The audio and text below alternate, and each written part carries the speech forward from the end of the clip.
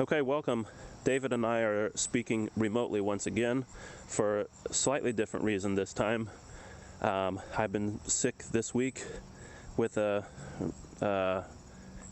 disease that's been making headlines. So I thought I would just... disease that shall not be named. Yeah, right.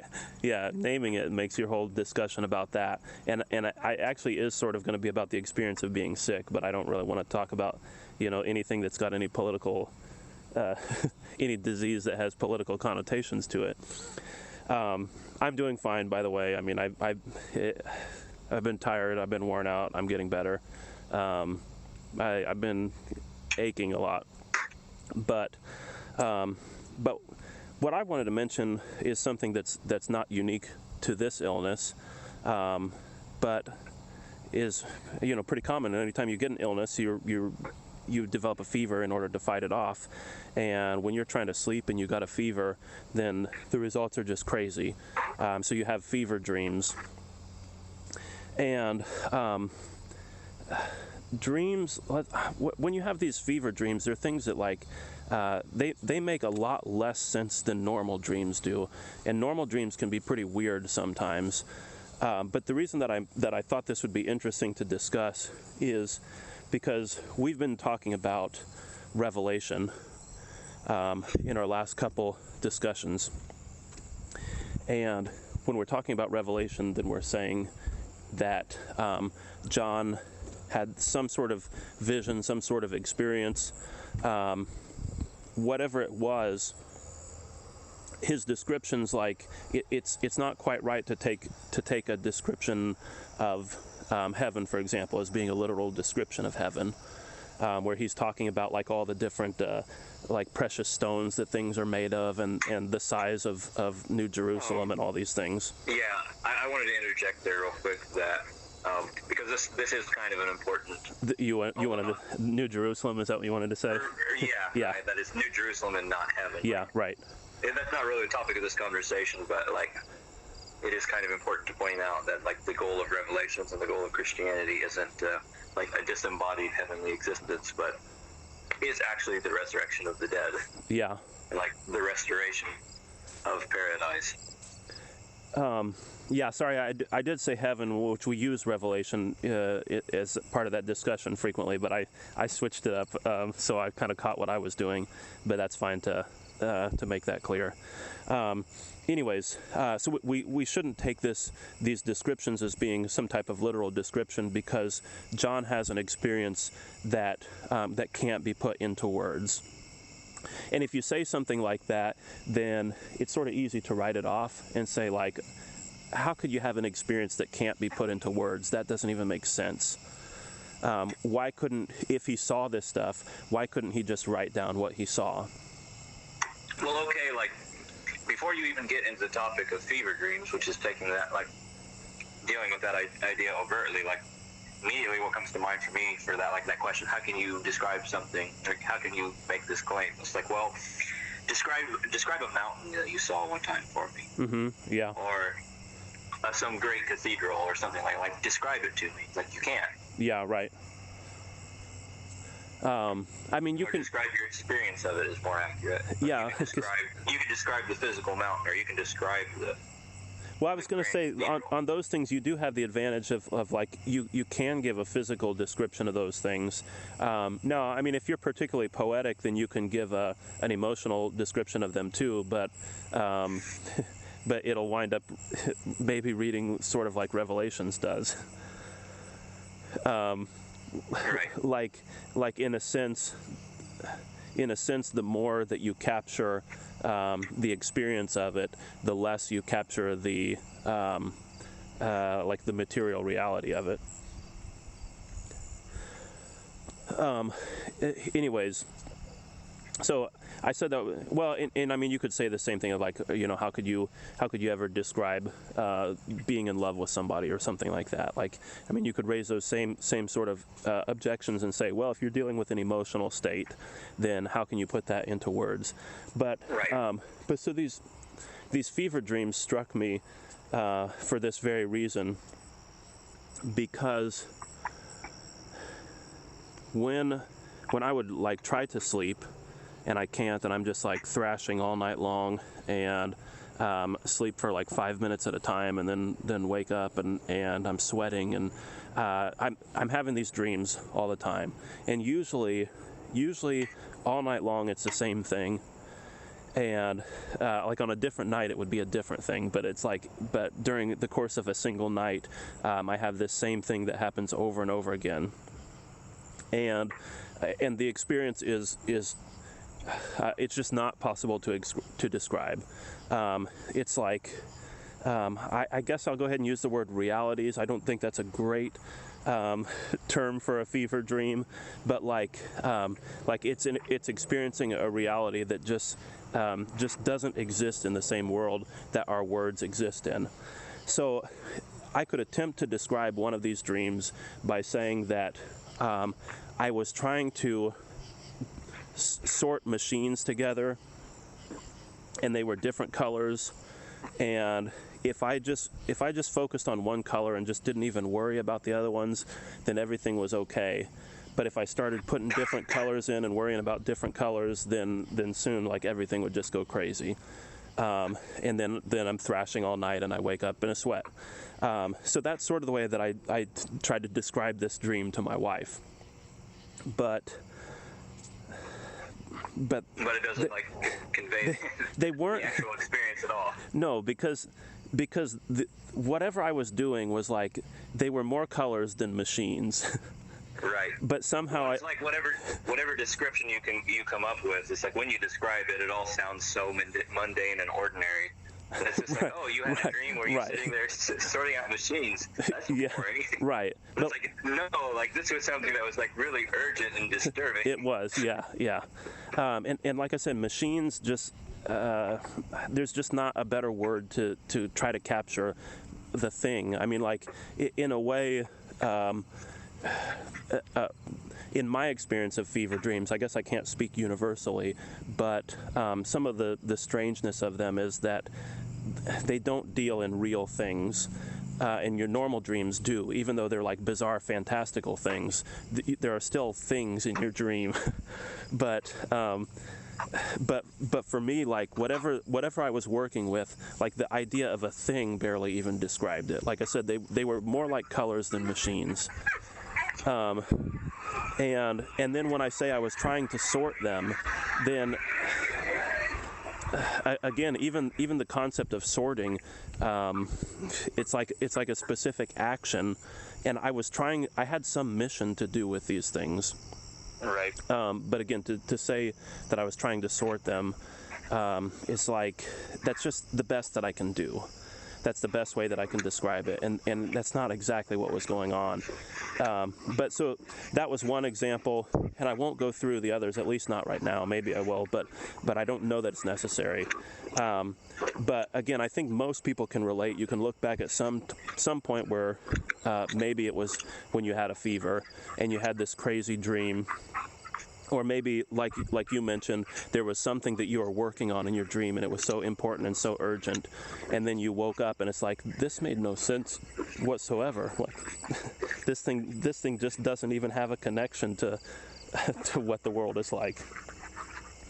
And so I mention it just because right there, like I had this. I don't want to call it important. I think some dreams are important, and I don't think that these fever dreams are important.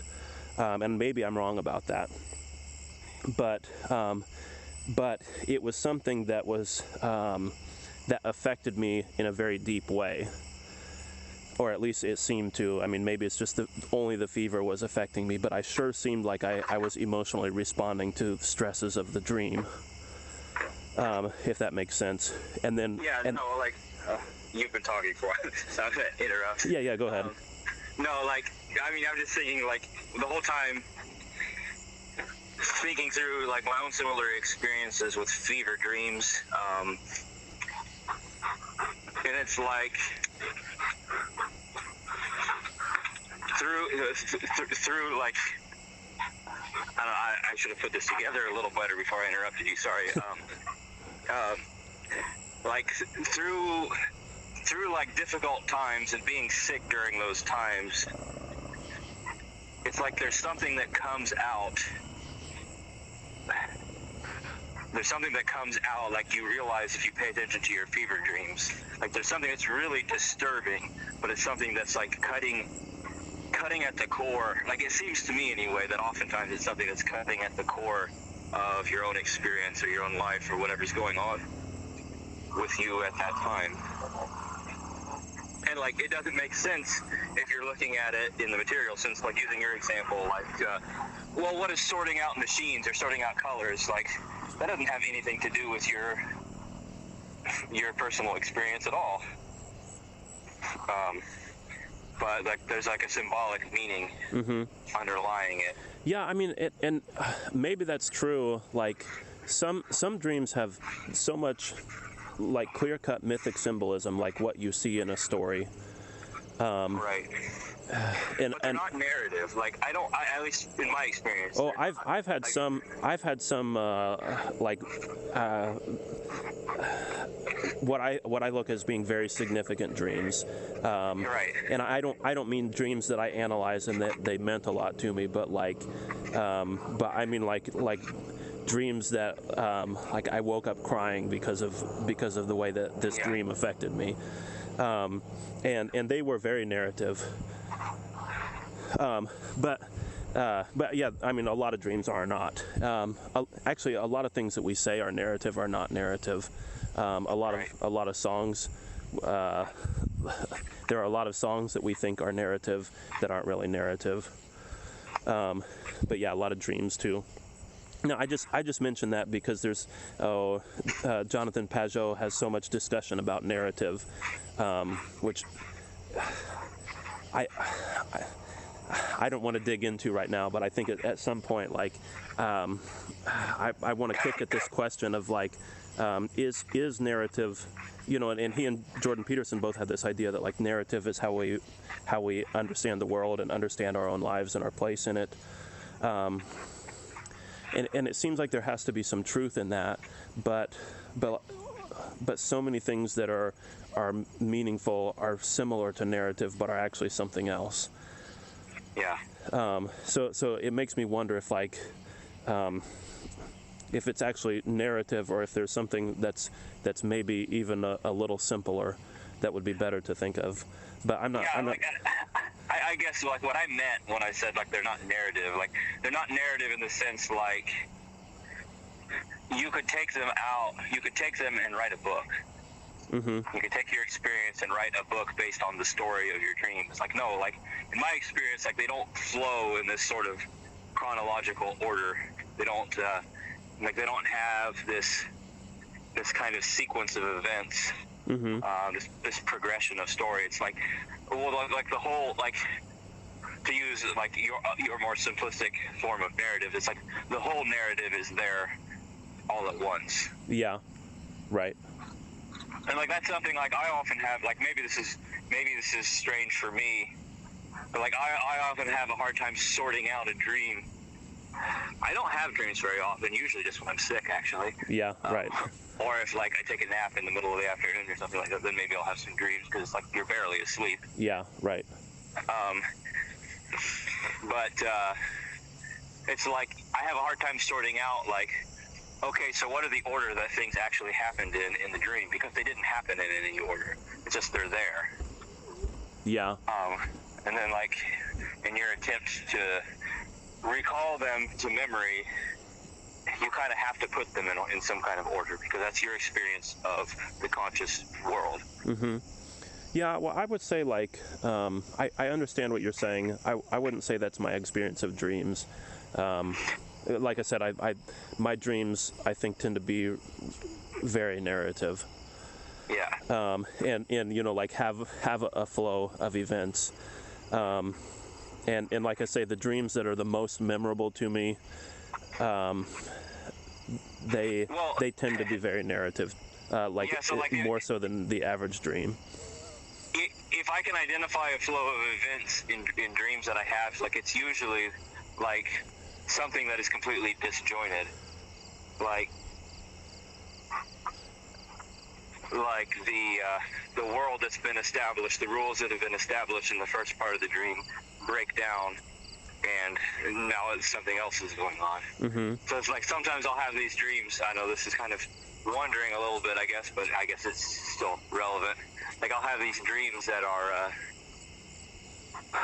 like there's this world established in the dream, like this dream world, and there's some sort of sequence of events, and then you get to the next step, and it's like, oh, like you're in a completely different world now. Like the thing that was supposed to happen,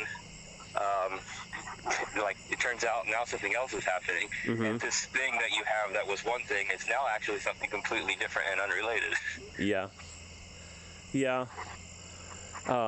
What you say about like you having to put chronology onto things is also sort of interesting, because say like you have a visionary experience of the New Jerusalem. I mean, like you may be even describing a vision that doesn't have a flow of events. Right. And like. Well, yeah, and like that kind of actually is my sort of understanding of Revelations is when I look at it, it's like, well, this isn't actually a flow of events. Mm-hmm. This is a meaning unfolding. Like, I guess you could say a pattern. Yeah. I like patterns, so that's how I would say it. It's like, so, like, I was having this discussion earlier, like, again, on the idea of the mark of the beast, and, you know, like, what's it mean? And there's things like later on in Revelations, this is kind of important to point out, I guess, also in light of our other conversations, so people don't think that, like, people might read things that are said later in Revelations about the mark of the beast, like where it appears that everybody that has the mark of the beast is going to hell now. It's like, well, I don't see this as a progression where the beast has come forward into the world and done these things, and now people have submitted themselves to him and done this and that and so on and so forth, and so now they're going to hell. It's like, no, like I see this as something that's all taking place all at once. Mm-hmm. And so like it creates, I guess, in my mind, a system where things that would be contradictory are not. Yeah.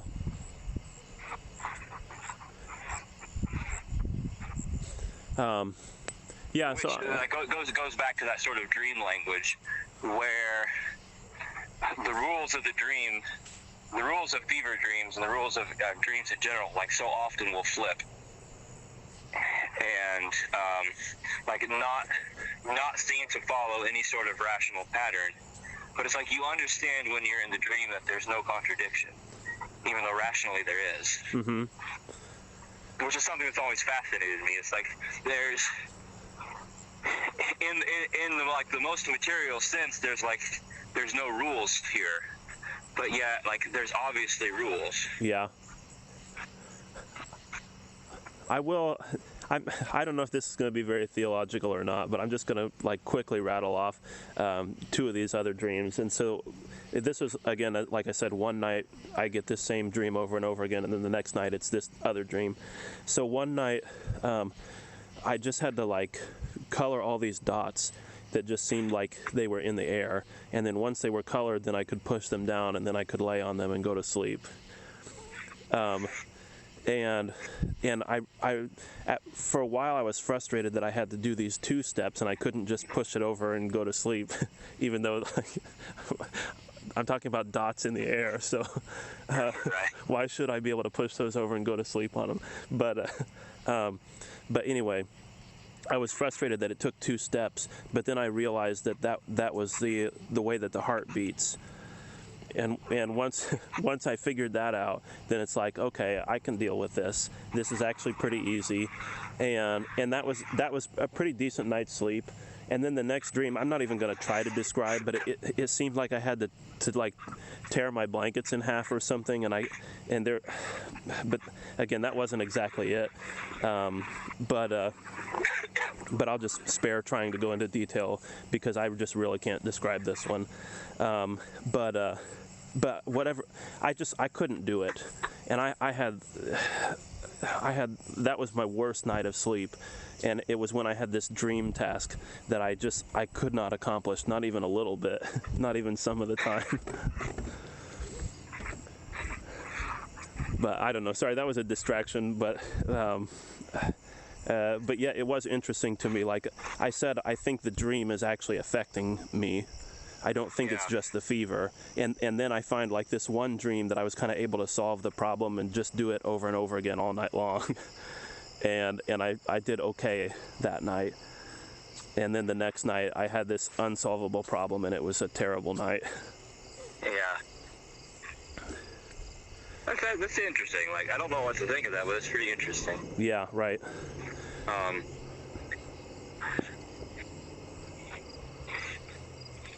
Anyway, like, I guess, like... Yeah, and that's also, I mean, like, I say, quote, unquote, figuring out that was the way that the heart beats. That's like almost a nonsensical interpretation. Right. But it seemed like that was absolutely right, and like the fact that it was or seemed to be absolutely right made it a lot easier for me to sleep that night. Whereas my other ones were like, they were also really abstract, but they were like so abstract I couldn't figure out like this is the heartbeat or whatever. I couldn't figure out that bizarre symbolic meaning, and then just have peace with it. Yeah. I guess like reining this conversation in a little bit. I think that's an interesting point to make, because when I made that comment about it being like the heartbeat, it's like it sounds like. I don't know. You wind up every now and then you run across some interpretation of something out of Scripture, and maybe it's something that comes from a church father or something like that, like some interpretation of a symbol, and you think like way out there. Yeah, you think like this is totally nuts. There's no way that it could be that, and I mean, like, actually maybe there is a way that it could be that, Right. and maybe the reason that this person said it was that is because. Like they perceived it. Yeah, it's like I shared something with you a couple weeks ago. I don't remember, maybe it was just last week, from Maximus the Confessor, talking about symbols in Exodus. And he makes this statement. He's talking about, because like what he's actually talking about, like the context of the statement, he's talking about like being stewards of your thoughts and like meditating and praying and all these kinds of ideas. And he makes this statement out of Exodus, talking about the Israelites. How was it he said it? That cattle represent the virtues. And that's why Jacob tells his sons, when he sends them to Egypt, to tell them, like, not to tell them that they're shepherds, but to tell them that they deal with cattle. Because, like, what he's telling them is to say, you're virtuous people.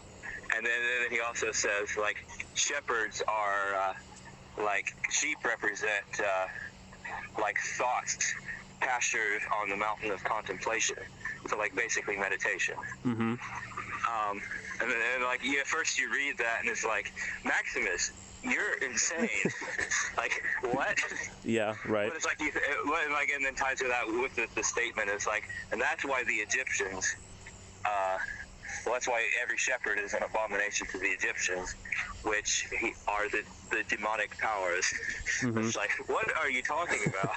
Like, this is such a wild interpretation of this passage that, like, it's a passage, it's a part of the narrative, like, if you're looking at it in the narrative sense, that, like, seems totally insignificant. Mm-hmm. It's like, okay, so Jacob, like, the Egyptians just don't like shepherds for whatever reason, and Jacob knows that, so he says, tell him you work with cattle. It's like, okay, that's kind of weird, but I guess. Yeah. But it's like, no, like, here's this like what you're saying is like, he has this intuition. It's like, no, this is what it means, because there's nothing in the story that's insignificant. And it's like the same thing with your dream. Like, I think that's also true of a dream. Like, there's no detail in a dream that's not packed with meaning. Right. Yeah. Well, like, of course, there are so many different views of dreams, and I mean, I definitely don't subscribe to this like idea that you're just like you're just firing off like random synapses, and like you're taking one part of a memory from the day and sticking it together with another memory from the day, like just totally arbitrarily. I don't want to go with that. There's something in spite of what I've said so far about like ways that I was able to identify the meaning in one of these dreams, and like that meaning is something that I figured out while dreaming, the heartbeat thing. It's like I didn't wake up and come up with a solution. Oh, sorry, I'm losing my my train of thought. I'm sick, so I have an excuse. What's your usual excuse? There's still there's still something about the fever dream that seems like surely this is just madness. Yeah. But part of it is like it is so irrational. I mean, I was talking about like these things are more colors than machines. Well, it's like you say there's something about the fever dream that's just like, surely this is just madness. And my immediate thought is like, have you ever read the book of Ezekiel? Yeah, right. It's like this kind of seems like a massive fever dream. Yeah, right. Like to the extent where some people try to claim it was like a drug-induced hypnotic vision or something. Yeah. Yeah. Well, we can come back around to that idea, but even this idea of it being madness. I mean, partly that means just that it defies reason so thoroughly, and an ordinary dream. Again, for me, still has like actual things and people in it, and so even though the dream is we'll say like that's when you're really dipping into your irrational subconscious mind, there's still categories that make sense. But in these like these fever dreams are just like the most extreme. The farthest from the rational mind, like the most irrational ever, and that means like you don't even have things that can be put in categories anymore. You just have like, well, color is the best way to describe this thing, but machine is also, I guess I'll go with that. Yeah.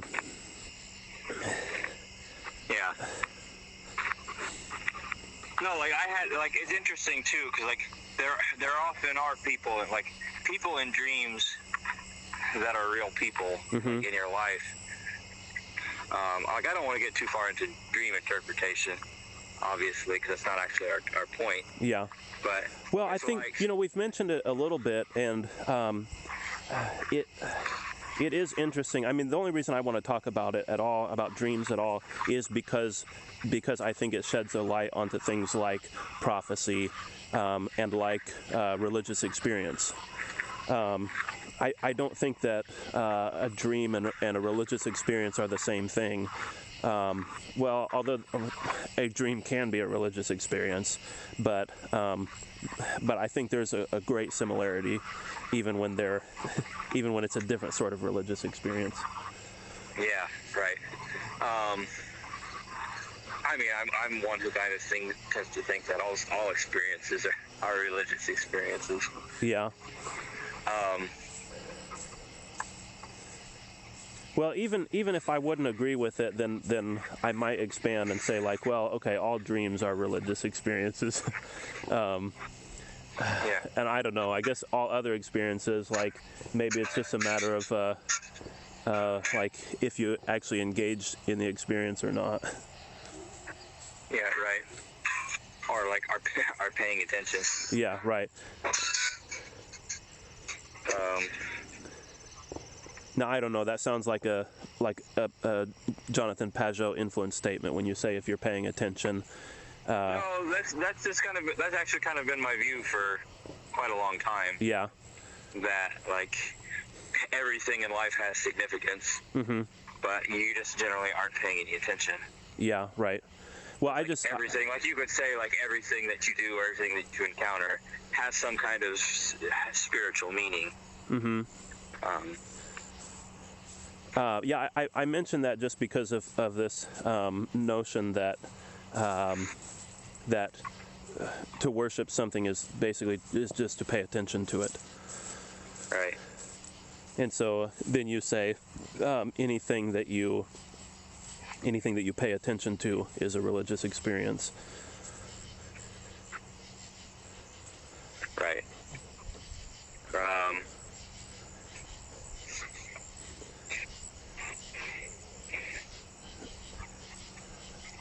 Okay, so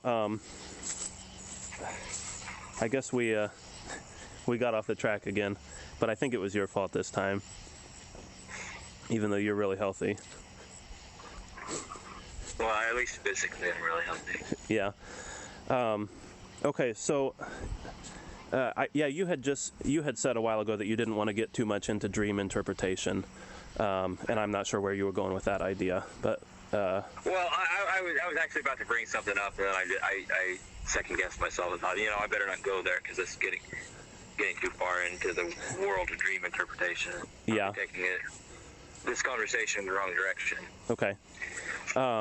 Yeah, no, I think I sort of made the point pretty clearly, but again, I just wanted to hammer this and make sure that I capped off that discussion with fever dreams by going back to the idea at the start, which is that that everybody has had experiences that are impossible to describe in words.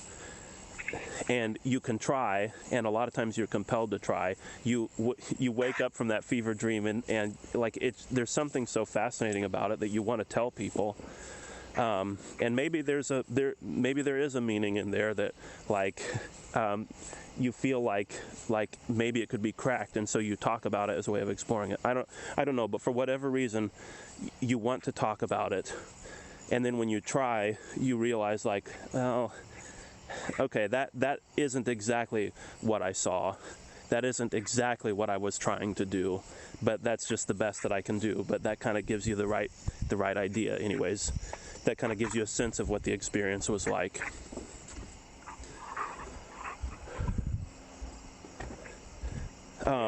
Okay, so now you'd also mentioned Ezekiel and people saying this is like a drug trip or something.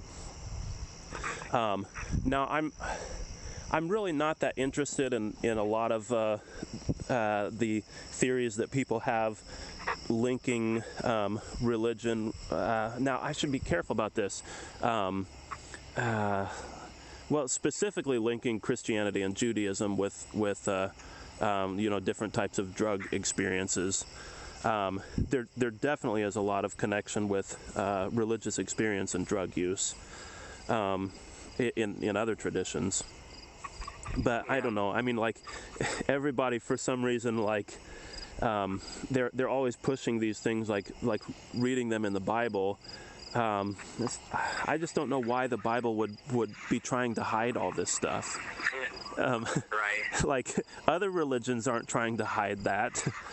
I'll just say, like, it's because our age is dominated by a cheap spirituality. Yeah, right. And like common Christian spirituality is obviously not the sort of spirituality that the people who wrote the Bible had. Mm-hmm. Yeah.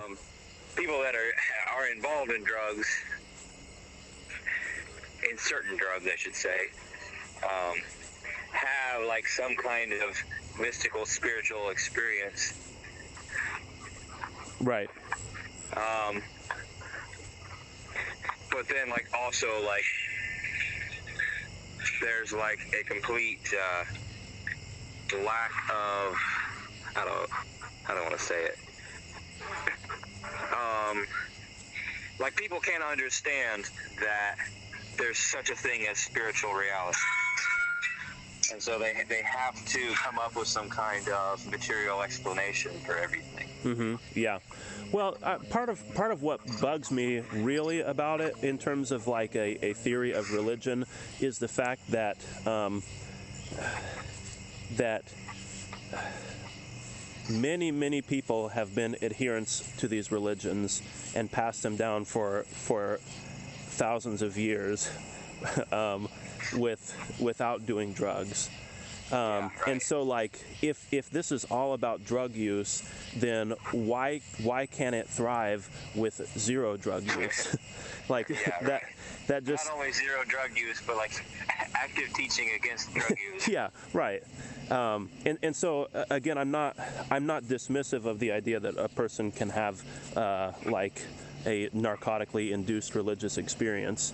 And again, that does exist in religious traditions all over the world that don't lie about it, like apparently the Bible is doing. Yeah. Well, so it's interesting to look at the way like ancient people would have looked at that. It's like, yeah, like you can have a legitimate religious experience through the use of narcotics, but it's demonic. Which would be very, very similar to what Jordan Peterson has to say on the subject, only not using religious language, using more, I guess you would say, like philosophical language. That it's an experience that you haven't earned. Yeah, right. Like, this is the idea that like the church fathers have and early Christianity has of what demons give to people is knowledge and wisdom that they have not earned from themselves. Right. And like this being essentially the sin of Adam, that he sought the knowledge that he had not yet gained the right to. Yeah. So it's like going back to fever dreams. Well, it's like, what is it that there's also like in traditional. Okay, go ahead. Real quick.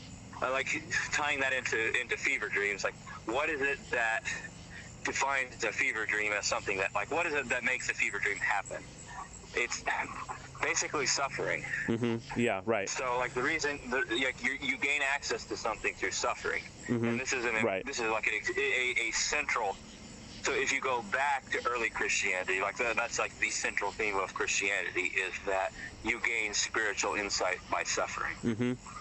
So it's like you have here you have a good reflection and something that everybody can understand, where like, look, you actually have personal experience that you know this to be true. Here is this instance where like everything of yourself is completely broken down because you're sick and you're in your fever and you like your whole body hurts and you have no energy and you're helpless. And like you might even feel like death. Yeah, right. And it's like, and this is when you have like these incredible insights. Or they could be incredible insights. They might also just be like horribly disturbing and terrifying, which is also true of religious experience. Yeah, right. And it's also true of drug trips, obviously. Yeah, right. So this being a reason why so many Christians, especially like Protestants, modern Protestants, have such an objection to any kind of mystical practice in Christianity is because oftentimes it's really terrifying. Well, I mean, it has like all these things, everything so far that we've mentioned about drug use, we could have said about mystical experience or mystical practices and vice versa, because you were talking about suffering, and a lot of mystical practices deal in some kind of deprivation to your body, or just some kind of sensory deprivation also. I mean, even like this isn't exactly like this actually is a mystical practice, but I'm going to talk about in prison when we use that as a punishment. Like, you put somebody in solitary confinement, and I mean, like, they just go nuts. Yeah. Like it's something that just people have a really, really hard time handling, but you can volunteer for it. Like, you can take the approach of the mystic and Yeah. put yourself in solitary confinement, and instead you have religious experience, which also might be horrifying, like you said. But it's not solitary confinement. Like, it's still like it's a cross that you're taking up. It's not a punishment. So even if it's scary and uncomfortable, you can handle it. But anyways, like, but you get, so even just being alone, even just like closing your eyes and praying is like a practice of solitude, which is a deprivation. And then, so like in a drug experience, you get this sort of suffering that goes along with that as well. So like you weren't talking about drug experience when you were talking about suffering and the effect that it has on people, but like they do all work in the same way. And like another thing, like another type of experience that we haven't mentioned is like severe injury or near-death experience, which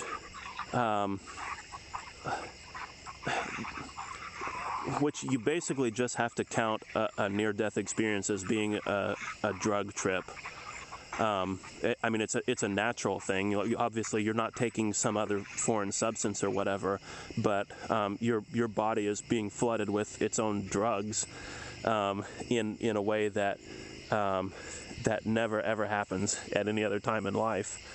And then people have these mystical experiences, and they're experiences that they're not just weird hallucinations, but they are experiences that people say change their understanding of life and their purpose in life, and their love of life. And like, I mean,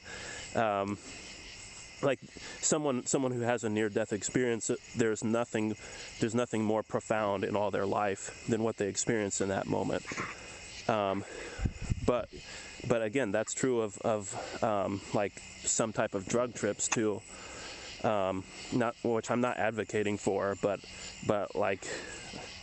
there's a connection. And I mentioned that being true of like, there's some dreams that I have had that there are just not very many experiences in my life that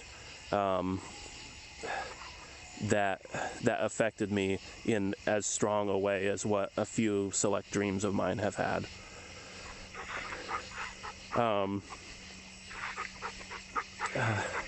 I mean, I won't. I might wind up telling this whole story, but I don't think I will right now. But I mean, there was and this is not a common experience for me. So I don't want to give that impression, but I woke from a dream one time, and I had only been married probably for a few months, and again, this will just seem dumb if I don't tell the story, but I'm not going to tell it right now. But I woke up from this dream, and I spent like half an hour crying, and like I had to tell my wife like I'm crying because of a dream. But I mean, I don't know how to explain it. Like it was a major dream for me, and like now several years later, like the experience of that dream still remains important, and like a marker of of a healing of a very deep wound in my life. I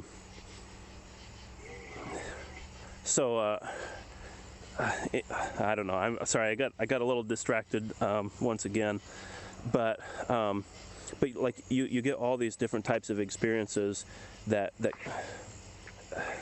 are really similar in a lot of ways. With dreams, with drug experiences, with mystical experiences that are achieved through mystical practices. And I don't know, it is weird because, like I say, you can have, maybe I'll just make this comment, and I'll see what you have to say about it. I was going to say you can you can have a good life, a good, honorable Christian life, without having some profound visionary, mystical experience like that. Right. I mean, I think I agree. I think probably more people don't have a mystical experience than do. Mm-hmm. I don't know if that's accurate or not, but I feel that that's true.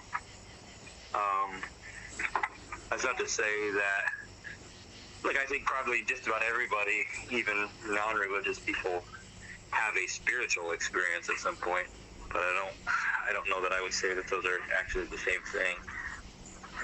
Yeah.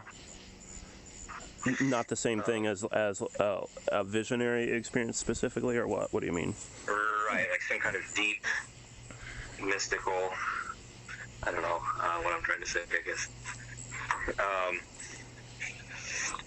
Like some kind of profound,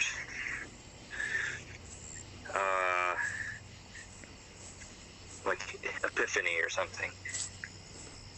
Yeah, right.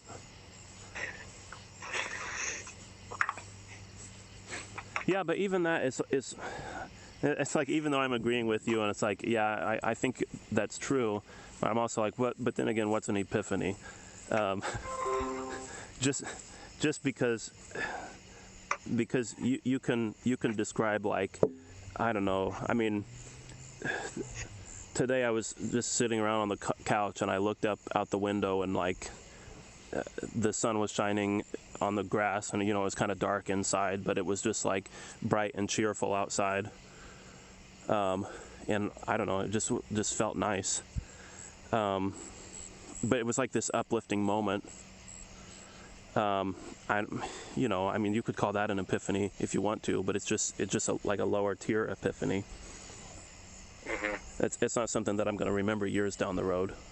Well, yeah, like I don't like necessarily the words I use, but like just addressing like specifically the idea, like, do you have like this profound vision? Well, like I think most people probably don't. Mm-hmm. At least not to, like, certainly not to the degree that somebody like Ezekiel or John, yeah, right, did. And I don't feel like that's an even remotely controversial statement. Yeah, right.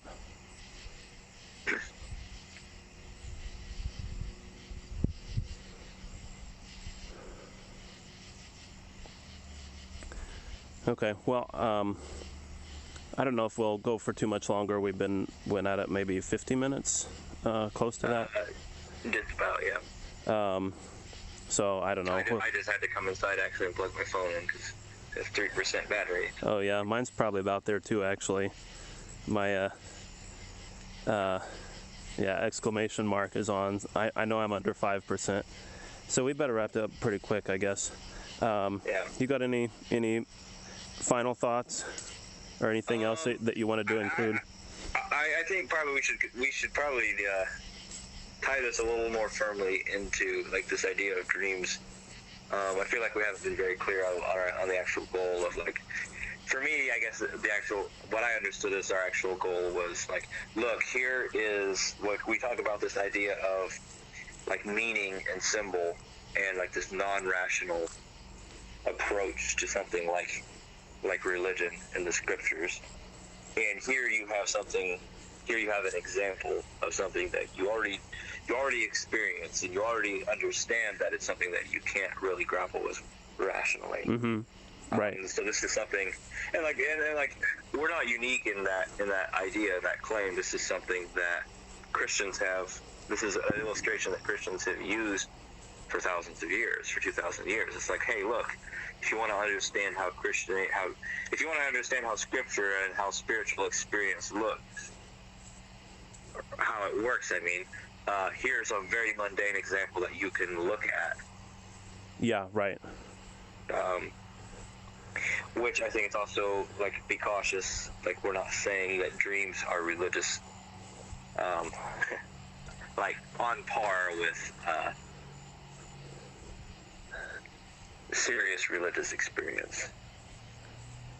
Well, I mean, like I said, I'm just so cautious about that because Well, so just I'm because of saying these that dreams that I've had that have been yeah. like have been really significant for me, and like So, like, you also have writings from the church on that very idea that kind of say, like, be very, very cautious with that, because you don't know, like, when you have dreams, like, you don't actually know what's behind the dreams.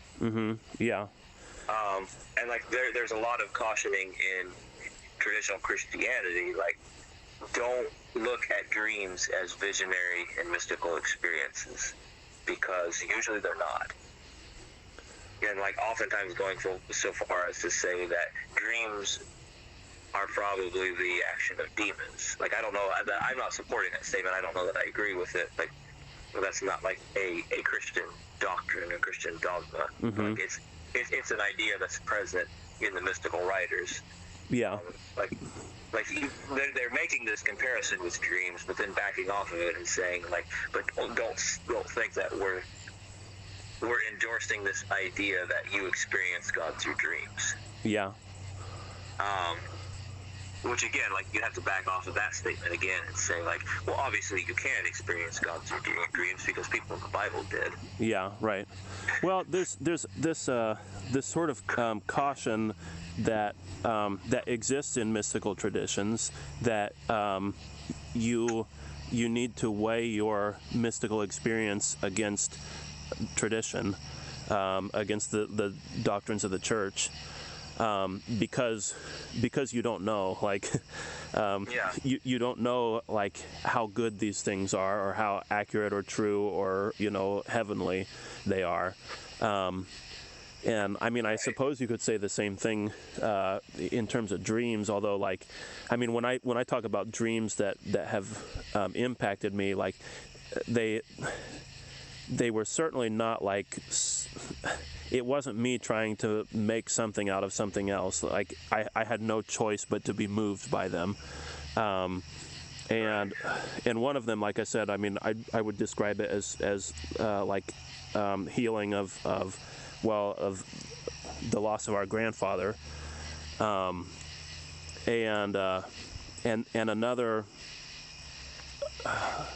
another which was not as narrative. But like I woke up and like in waking up from this dream, then I felt like okay, I need to extend forgiveness to this other person, which was somebody else, not our grandfather anymore, but somebody else that had died, that I had kind of like had some resentment toward, and I mean, like, it was because of a dream that like I could kind of step back and like identify, like, okay, I have been carrying this resentment around, and I can forgive this person. Which I don't know. I mean, like, I don't know, like, what a religious experience would be if it's not like this. This powerful call to forgive someone.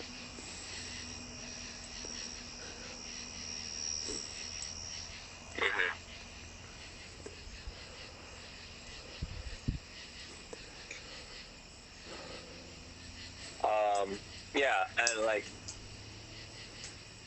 I mean, it is kind of a difficult question, I guess. Like,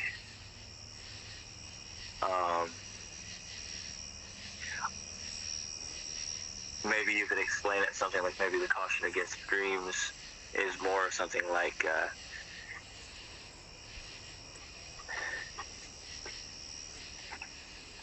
like sort of careless interpretation of dreams that people tend to have, where like, oh, I saw something in a dream, so that means I need to go and do this. Yeah, like although, like, I mean, even then, I just am going to argue with you on all these, I think. So like, there's certainly an idea in psychology, and like the psychology of dreams, is that you tend to see in dreams what the things that you want to see. And like Carl Jung definitely has this idea in dream interpretation. It's like, well, like what's coming out in dreams in his mind is like the suppressed desires of your subconscious. Yeah. So it's like, well, that's certainly a part of dreams, and like that's that again. Like it doesn't sound like it at first, but it's very similar to the idea, like the concept that like 4th century Christians have of demons. Well, but like I mean, Jung also has this idea that you can help a person overcome their psychological problems by providing them with the mythic symbols that deal with those problems, or they can solve those problems in another way, and if they do that, then those symbols will spontaneously appear in dreams. Mm-hmm. Which is like is something very different than like these just being images of suppressed desires, because I mean that's like in dreams you see the language of healing. Right. I mean, so in a sense that still means there are two worlds there, which I suppose when I was younger, maybe I would have had more like, I don't know, like wish fulfillment kind of dreams. I had more dreams in general, I guess, when I was younger. Well, yeah, like I'm not talking about like wish fulfillment, and like I'm talking about like this idea, like so like you have all these suppressed natures. Mm-hmm. Right. And they come out through dreams. Yeah. Which, I mean, like, again, actually does touch fairly close to the symbols of healing, actually, for Jung. I mean, that's going to be close to the idea. But there's also a sense in which it does also touch close to, like, a 4th century idea of demons. That, like, you have, so, like, there's this idea of healing that can come through dreams in Jung, but there's also this idea of possession that's reflected through dreams in Jung. Like ideological possession. I think is that like a Jordan Peterson term based on Jung? I think of it as, but I don't know that Jung uses that term. Like I'm not super read. Yeah, I don't know. I mean, he ties that concept to Jung. In a way that makes me think that it must be Jung's term, but yeah, I don't know for sure. It may not be. Yeah, but anyway, like I guess what I'm getting at is, like there's also this idea that like a lot of what comes out in dreams is demonic. But then again, like. In like Jungian psychology, you can also relate that back to healing because it's like, well, like because you need to pay attention to those things, you need to look at them and be aware of them. Well, but that's also like, I mean, most of the time when you mention something being demonic in our conversations, then you say it with the idea that like, you know, you do need to confront your demons. You need to face them, you know, and like when people say meditation practices just invite demons to come in, then you said like, well, that's kind of the point. Right. And so, I mean, like in a dream in the same way, like if there's something demonic in your dream, then like what's the conclusion that you come to? Because it seems like a natural conclusion would be like, well, you better understand that. Yeah, right. Yeah, and I'm not saying that. Like instead it's like, yes, you better be aware of that. You better pay attention to that. You better like be conscious of what's going on. But the other side of that is you probably shouldn't do what the demons are telling you to do. Yeah. Right. I think that's the caution that like these writers that I'm talking about are getting at. It's like you should pay attention to them. You should pay attention to your dreams and learn the lessons of your dreams. But you probably shouldn't do all the things that your dreams tell you to do. And like I think it was specifically aimed at this idea that is pretty, I wouldn't say like prevalent, but is certainly like constantly there in Christianity, that people feel like God is leading them through dreams to do this or that. Mm-hmm. And like it's like there's like right away a caution against that in Christianity. It's like, no, you're probably not being led by God to do something in a dream. Yeah. You're probably being led by demons or by your own vanities or who knows what. But it's probably not God. Yeah. Which isn't the same thing as to say, like, you should just not pay any attention to the dreams. Because it's like, again, like you mentioned the solitary confinement, and how, like, but you also have spiritualists that willingly place themselves in solitary confinement. And it's like, well, that's like the hermit, that's the solitary monk, which, like, used to be an extremely important and prevalent part of Christian practice, that you would have, like, John Chrysostom would be an example. He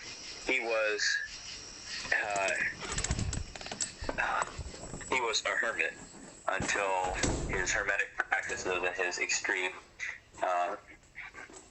ascetic lifestyle that he lived in isolation damaged his body so much that he had to move back to live with people.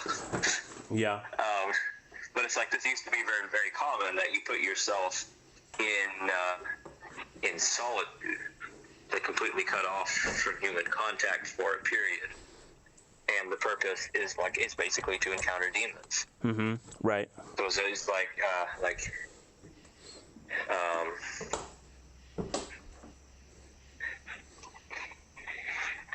learning the harsh lessons of life through, like, the most extreme form of suffering that you can voluntarily put on, that is not, like, destructively sinful. Yeah, right.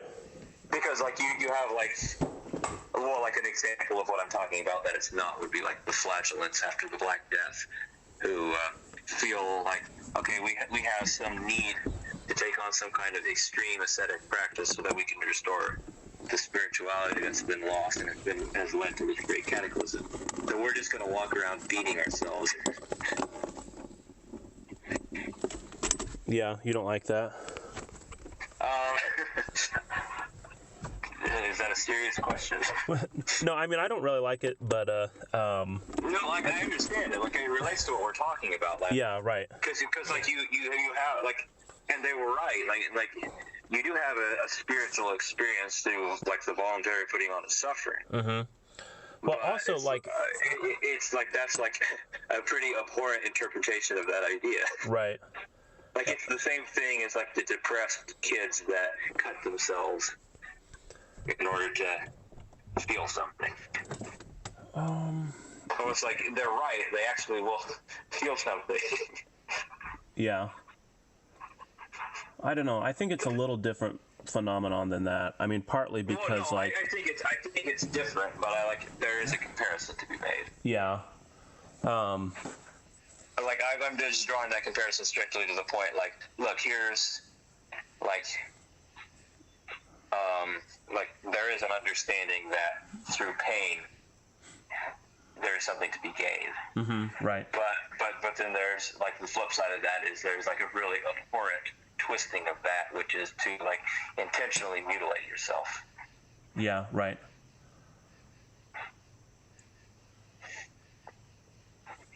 Yeah, there's something very striking about them. I mean, you say there's, like, a positive element in it, but it's like this extreme expression, extreme to the point of being destructive. You're talking again about the flagellants. About the flagellants and not the kids that cut themselves. Yeah, right. But I mean, in a sense, that's also, like, I sort of hesitate to say this, but it seems like there's a strength in that extreme, that destructive extreme, because like, once you sort of cross the threshold into, like, the really extreme, then your actions become like a poetic expression of something. Like, you're no longer a normal person anymore. And so, like, that expression that the flagellants made, I mean, of course, people criticize it today a lot more than they compliment it, but it's like their statement is still in the air, you know? Yeah. But so it's like, it's also kind of important to understand their context. Like, yeah, you can look at the context of the Black Death. There's a lot more to it than that. It's like this isn't like some kind of masochistic response to tragedy. Rather, like it's more like an extreme response to the spiritual state of Europe surrounding the era of the Black Death, which is like the height of scholasticism, like the height of like where like the official dogma of the church is like because they're going insane in the rooting out of heresy, that everything is so like is being so meticulously defined. Yeah. And it's like the root to spirituality at that time in the official like in the official viewpoint of the church is like to be a really good student. Like be the best scholar. This is how you be a good Christian. Yeah. And so it's like you have like the response to that is almost unavoidable, is that like, there's a recognition like ingrained in the human soul. It's like no spiritual experience isn't gained through knowledge. Like it's not something you attain through study. It's something you attain through suffering. And we've created this Christianity. Like we find ourselves in an extremely similar period, actually, right now. I think, where we've created a Christianity that is so emotional and abhors suffering. And so, what's the response going to be? It's like, well, maybe the flagellants are going to come back. Yeah. You know, it's also interesting that we have all these people that want to condemn, you could say, Western civilization or capitalism or whatever it may be, the state of, well, any of the sins that the corporate world commits against humanity, let's say. It's like if you actually wanted to bring judgment on these problems, then you could just become an ascetic. Like you could just live without. Like, okay, don't go to the movies, don't go to the store. You just raise food in your garden. You know, I mean, you can't be a hermit in quite the same way today because of land ownership. Like, you know, you got to live somewhere and you've got to pay to live in that place. So you have to have some sorts of monetary income, but it actually doesn't have to be very much. So like just meet that and then do everything else yourself, and just kind of live this hermit lifestyle. And if that's a movement and a bunch of other people do the same thing, then the systems that you hate will come crumbling down. But like all the people that are condemning those things are also like, you know, like they're totally caught up in the consumerism that they're condemning, which I'm not trying to say like, oh, look at those awful hypocrites. It's like, I mean, they hopefully they recognize they're part of the problem. I'm not saying that they don't. But it's interesting just because you were saying these flagellants are sort of operating in a way that's condemning the sins of their culture. Right. And it's weird because if we acted in a really similar way, not necessarily self-harming, but doing without. I don't think that's accurate, though. I don't think they actually are condemning the sins of their culture, because I think this is important. My understanding of medieval Christianity is that cultural Christianity was radically opposed to official Christianity in the West during the Middle Ages. Yeah. And I don't think the flagellants are. I don't think they're like condemning the excesses of the culture. I think they are pointing the finger at like the elite, like those that are trying to grind the people. Like, I don't want to make this sound like some kind of pseudo-communist opposition to hierarchy or to the elite or something like that. Well, I mean, sometimes that's not what I mean. Yeah. But it's like there's like this phenomenon going on in the West where like the official doctrines of the church are like trying to destroy, like, I don't want to say authentic Christianity, but like trying to destroy like what lies at the heart of Christianity for most people, like for the average person in Europe. So, like, I mean, who doesn't have access to the universities, to theology, can't read Latin? Well, actually, a large number of them can, but they still, like, they don't have access to this, like, the channel that the church has created for being a theologian. It's just like, you don't have access to it. So what are you going to do? You're going to go out and do something that is, I guess, like, in my mind, it seems like it's designed to disturb the church as much as possible. Yeah. Yeah, I don't know. There again, like, not that you would become a flagellant, but even just like saying no to many of the comforts that modern people enjoy, like that. It's just interesting that would be a condemnation on culture that actually would result in the culture having to change, because, like, if people aren't consuming at the same reckless pace, then the system must change. But it would also actually be an affront to like popular Christianity as well. Right. I mean, I feel like the flagellants weren't successful. Yeah. I mean, is that? Well, I mean, you know, they also have this problem of being the extreme, like. Right. You know, I although I mentioned there's a strength to it, there's a weakness to it too.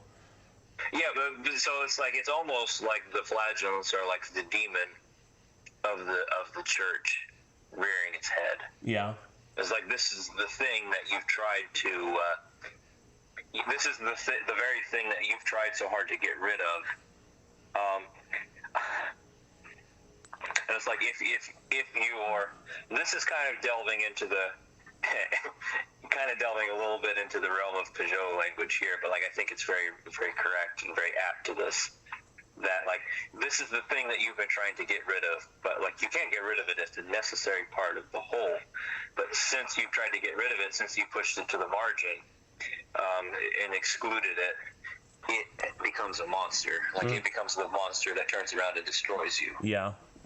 So it's like, the reason they're flagellants, like these people parading around the street with whips, bloodying themselves, like just doing everything they can to disturb and shake the very core of society, and like undo it, is because they have no other choice. So it's like, they are something that is corrupt and not good, and like, you could even say, like, evil and demonic. But but the reason that's what they are is because they have no choice but to be that. Yeah. Like you have to almost stop looking at them as individuals and start looking, like, for that to understand what I'm trying to say. Like, don't consider them as individuals, but consider, like, the whole movement as an entity. Yeah.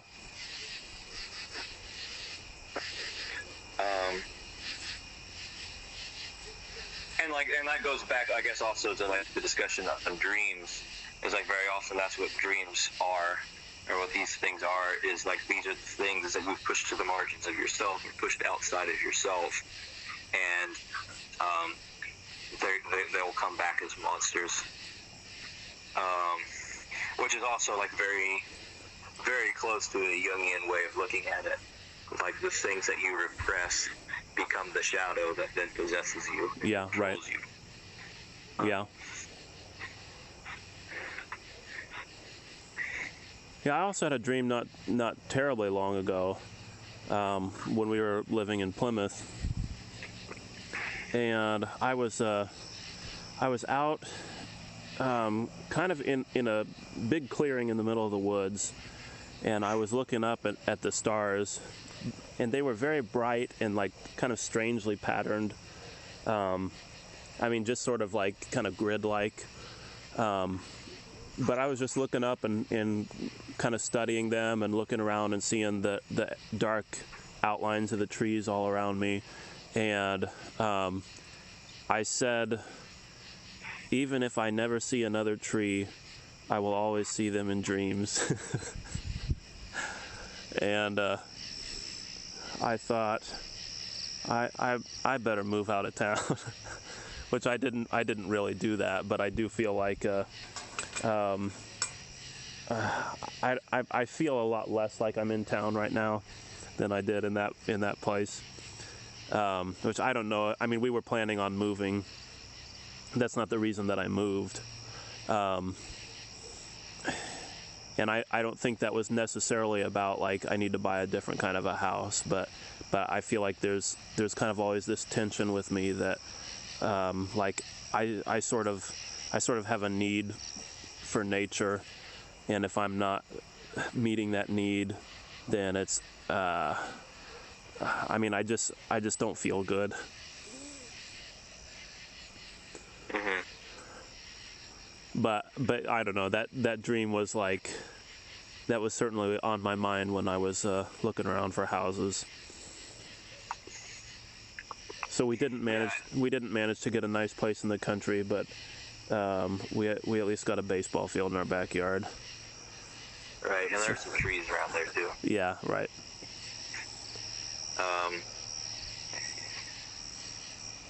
Anyway, as far as I don't know, like I feel like this is all useful, like again tying it back to the idea of scripture. Mm-hmm.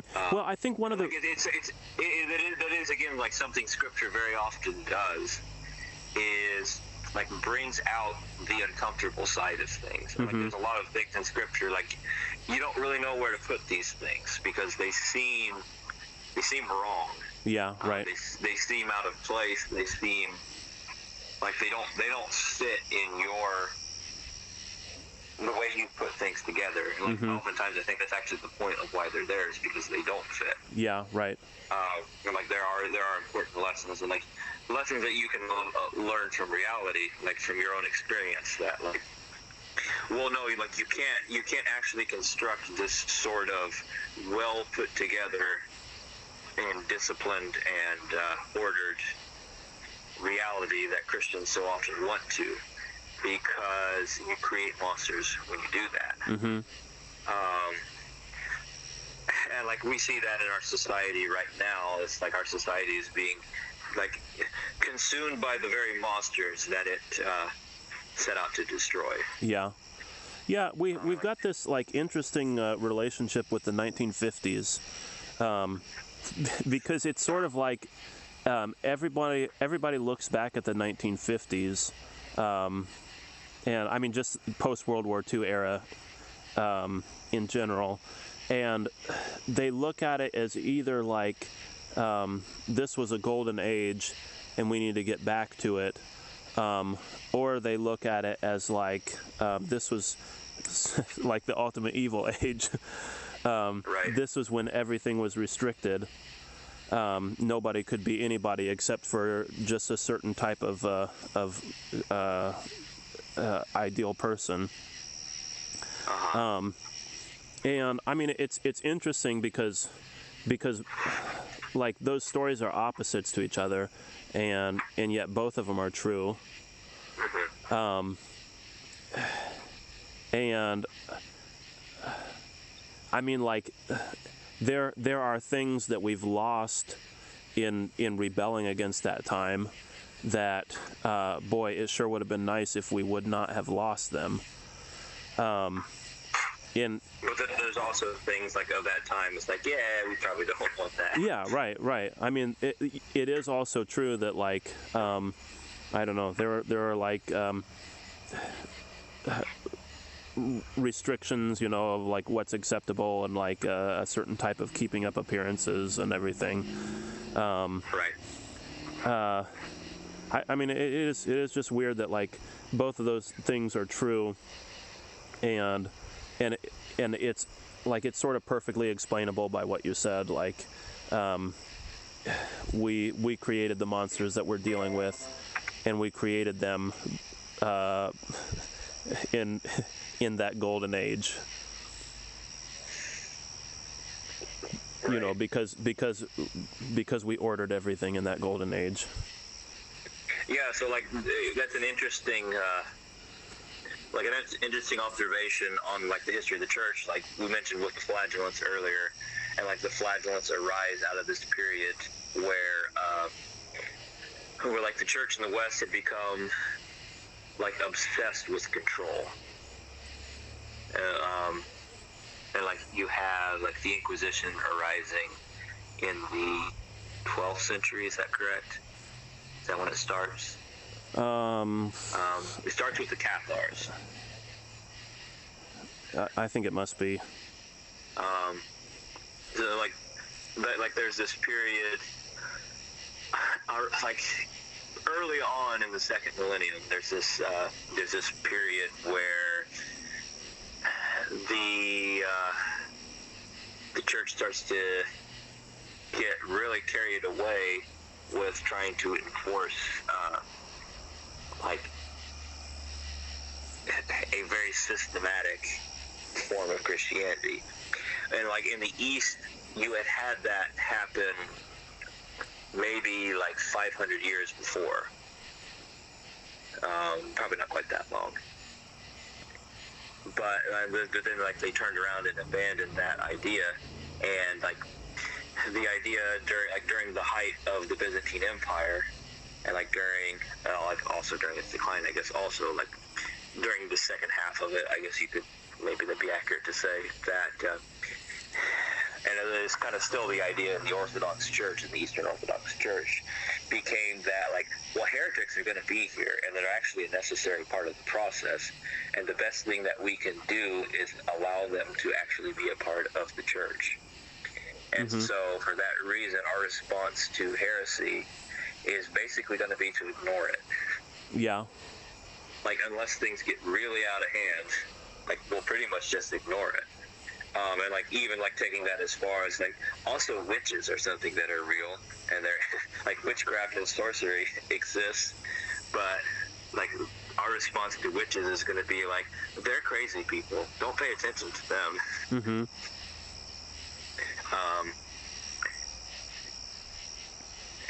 Which is just like it's fascinating. Like there's this opposite approach that arises, and so like you get this. Like, where basically the church in the West creates all of its own demons that then turn around and destroy it in the 16th century. Yeah, right. Yeah, I mean, that's a simple explanation of history that seems to work pretty well.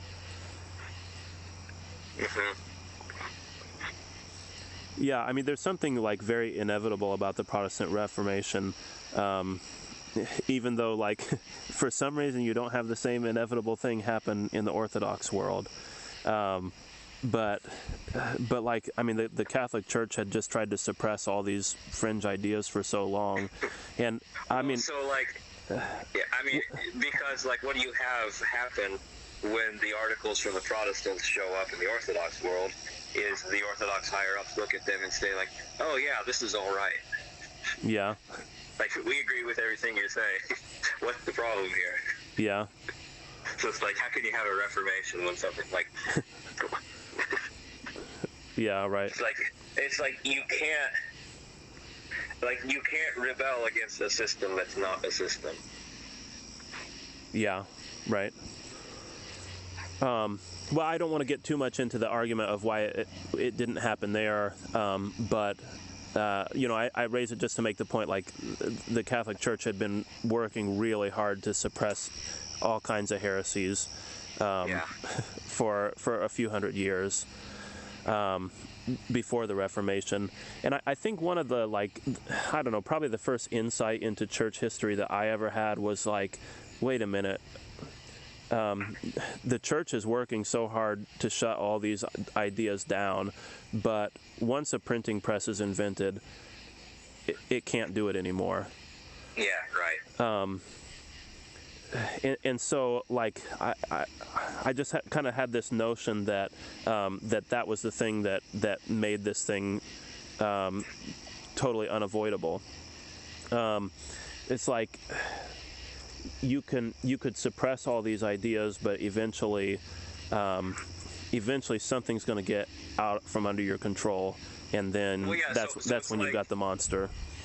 And I'm still talking about dreams, by the way, when I say this also, that it's like you have this problem in Protestant evangelization that you can't evangelize the Greeks, you can't evangelize the Russians, like you can't evangelize Orthodox countries. They're just not interested in it. Mm-hmm.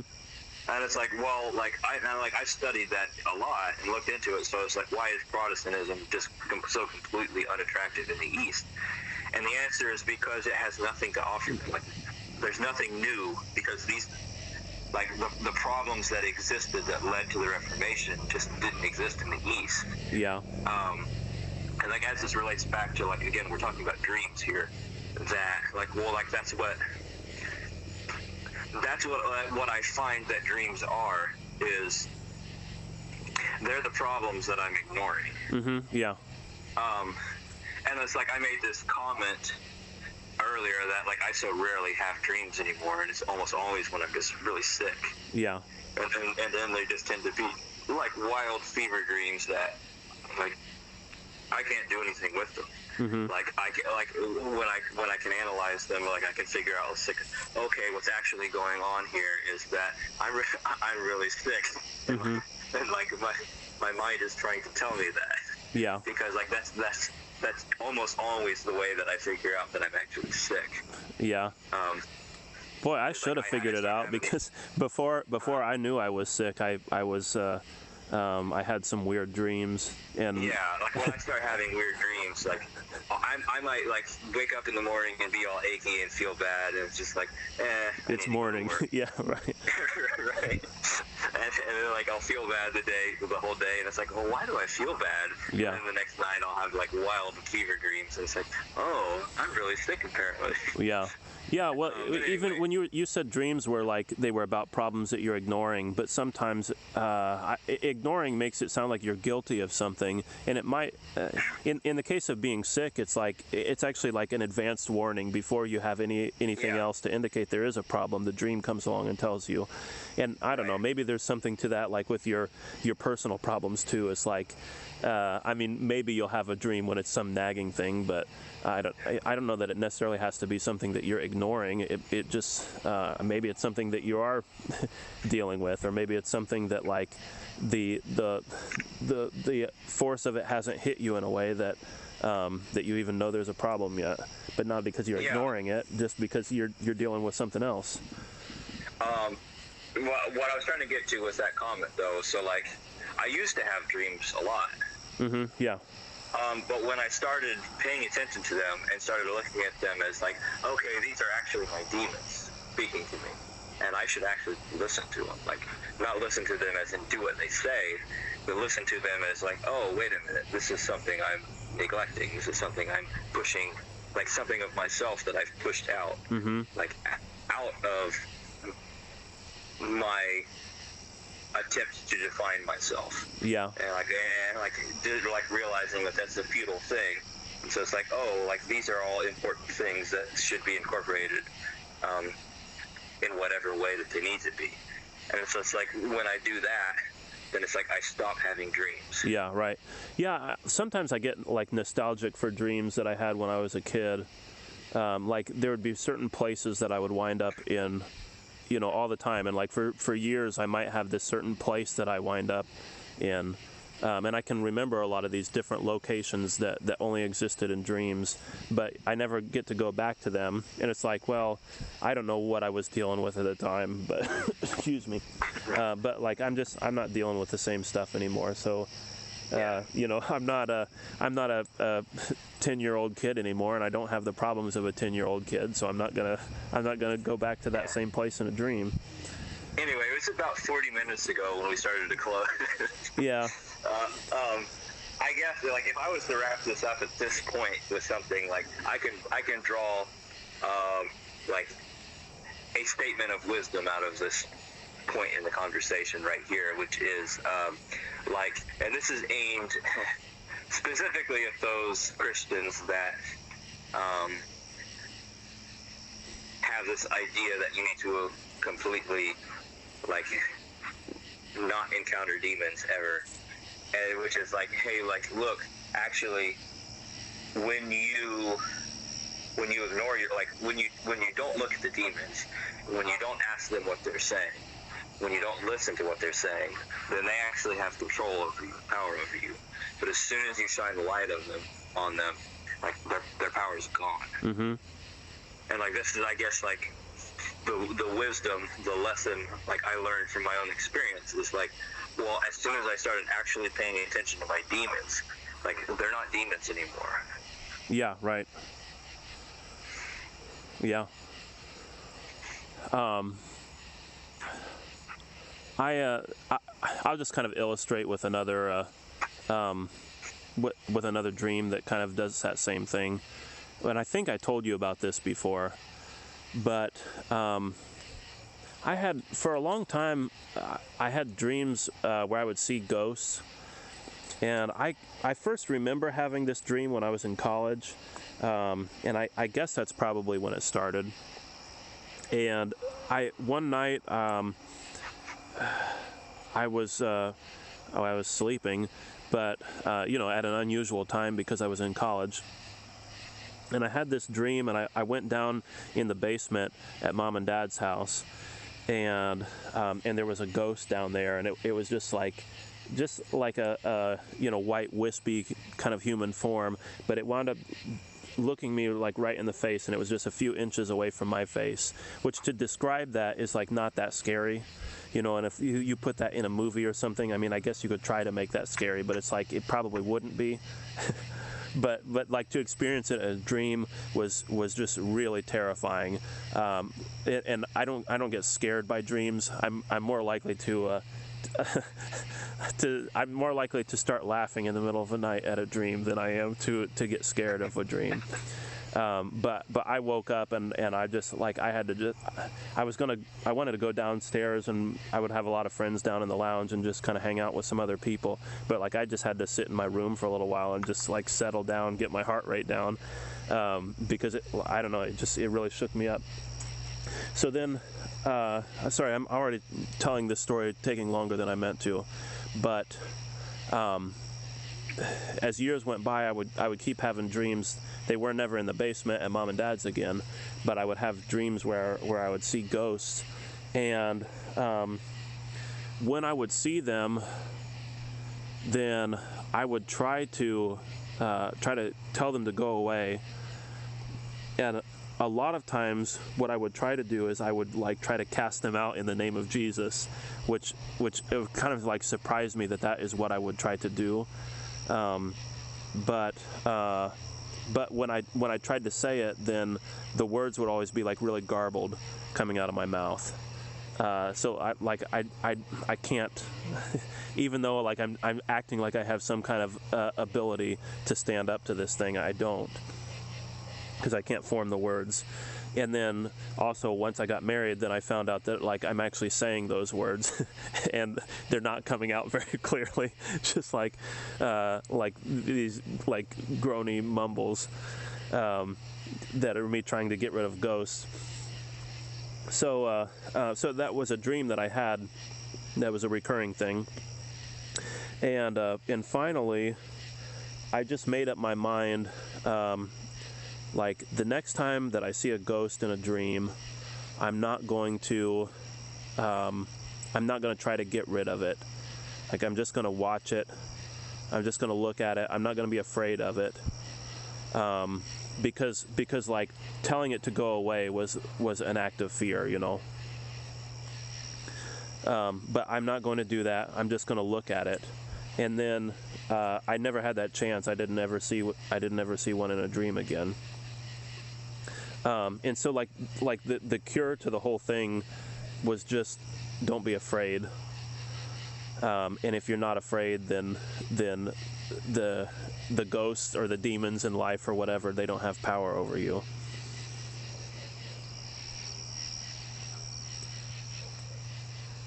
Mm-hmm. Yeah.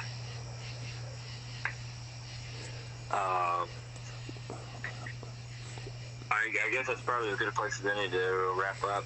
Yeah, one other point I did want to repeat from earlier was just this notion of interpretation of symbols. And it's hard. I mean, if you see somebody with some bizarre interpretation that doesn't make any sense, then you can't exactly just say like, well, he must be right because, because he was a saint. I mean, some people can say that and accept that answer, but I would understand why that's a hard answer if somebody's saying something that doesn't make sense.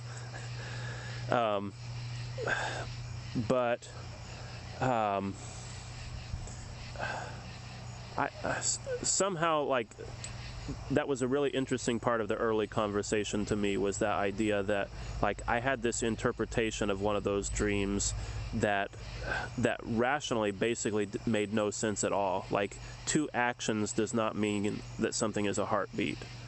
And even if it is a heartbeat, like, why would that make me comfortable with it? And, like, why would that set me at peace enough so that I can sort of sleep through the night? Like, why would that knowledge have that effect? Like, none of those pieces seem to fit rationally together. But somehow they did fit together.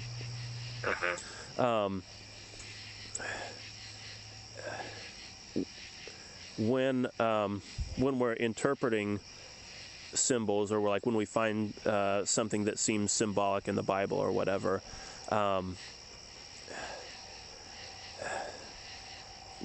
then like we turn it into a sort of a game of chess, where we try to decipher like what is the meaning of this thing, right? Which kind of betrays a rational reading, and not a prayerful reading. I don't know if my point is very clear there, but like,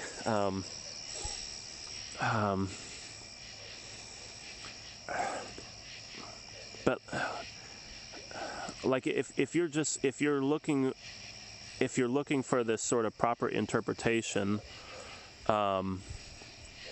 then like you're like the kid who's trying to get the right answers, and that's different than being open and receptive to what the Spirit says.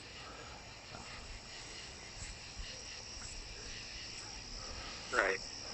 So I don't know. That part of the conversation, as I said, was interesting to me because it did seem like there's a kind of a light in there on the way that we read and interpret Scripture. Yeah. So like we mentioned this in a previous conversation. I don't know if I should go into this because this might make the conversation go a lot longer. But about like the men of Nineveh not knowing their right hand from their left hand, and kind of like a debate on how to interpret that. Like, is that a good thing or a bad thing? Like, I actually found that is a phrase that's used earlier in Scripture in the Exodus, when those that were fully grown and adults, when they sent the spies into Canaan, and then because they were fearful, all of the adults were cursed to never enter into the promised land. And the children, those that were was it like those under 20 or something like that, would be allowed to go in, and the children. And like the way it describes their innocence is to say that they didn't know their right hand from their left. Yeah. So it's like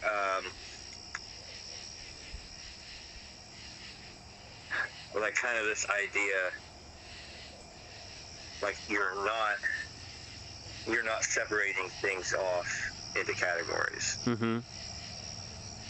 Like this being this being like a trait of the pure and innocent mind is that you're not trying to separate everything off into its own category. Yeah. But instead, you're just receiving it as it comes to you. And like Jesus, like it, and like I think like that ties it very neatly back with Jesus' idea, like his commandment, like no, not commandment, but his statement that you need to receive the gospel like a child. You need to have faith like a child. Yeah, right. And like, well, part of that is you don't know your right hand from your left. Like you're not cutting things off of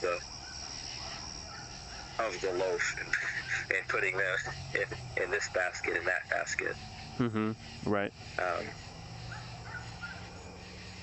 Which I think that's really interesting. Like you can expand. Like I don't want to get too far into it now, but like you can expand on that symbol an awful lot, and like it ties so many concepts of Christianity and of Scripture together. Like when you consider this idea of right and left. Yeah. Not Right. knowing your right and left. Like this being this kind of innocence, and it's like specifically this innocence of not defining and systematizing everything. Mm-hmm. So it's like this open, like this extreme openness, like this perfect openness. Yeah, right. Receptiveness. Because it's like, what's the barrier to openness and receptiveness? It's that, like I find so often the barrier to receptiveness for myself and to openness is that, well, I've got things put together in such a way that nothing else fits. Mm-hmm.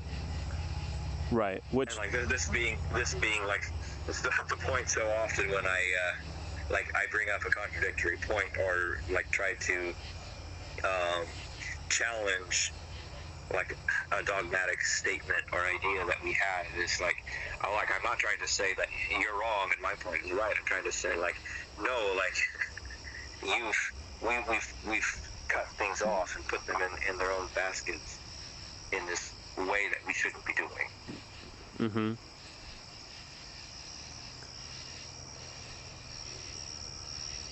Yeah, I mean, when you said what is the problem that prevents you from being open and receptive and accepting of things, then I mean, like a short answer to that is that it is pride. Right. You know, I mean, you kind of spell it out a little more specifically and like say it, well, I think I've got things figured out, and then I'm no longer open and receptive. But it's like, well, actually, it's like the opposite of the state of mind that you're describing as an ideal. The opposite of that is the cardinal sin. Yeah. Right. Well, I do think we should wrap up. Okay. Yeah, me too. I'm sick and tired. Yeah, and you promised me this is going to be a short conversation. Yeah. Well, a lot of this length was your fault. Okay. If you say so. Well, I'll let you go. Okay. And thanks everyone for listening.